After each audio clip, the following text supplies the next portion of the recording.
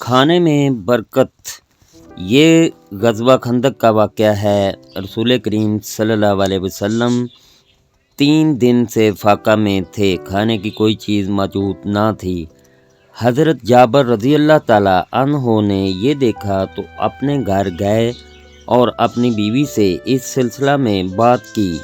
بیوی نے کہا کہ گھر میں ایک سیاہ بر جو موجود ہیں، میں انہیں پیس کر روٹی تیار کر دیتی ہوں، تم ایک بکری ذبح کر کے گوشت بنا لو اور حضور صلی اللہ علیہ وسلم کو بلا کر کھانا کھلا دیتے ہیں۔ چنانچہ روٹی تیار کی گئی جو تقریباً 4 افراد کے لیے کافی ہوگی۔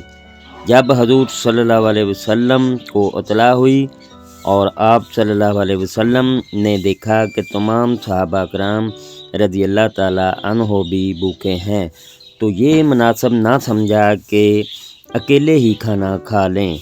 پس آپ صلی اللہ علیہ وسلم نے حضرت جابر رضی اللہ تعالیٰ عنہ سے فرمایا کہ جاؤ سب کو بلا لاؤ۔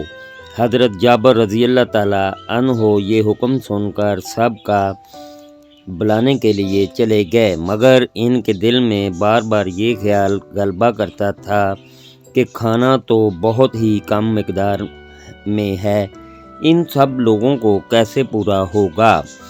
مگر چونکہ حضور صلی اللہ علیہ وسلم کا حکم تھا، اس لیے سب کو بلا کر لے آئے۔ حضور صلی اللہ علیہ وسلم نے اپنا لہب و دہن مبارک سالن اور روٹیوں پر لگا دیا اور برکت کی دعا فرمائی۔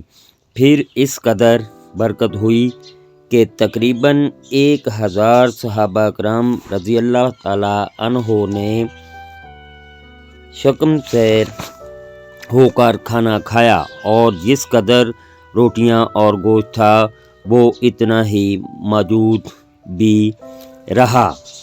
اللہ پاک ہر مسلمان کو اپنے حفظ و ایمان میں رکھیں، آمین ثم آمین یا رب العالمین۔ اللہ حافظ۔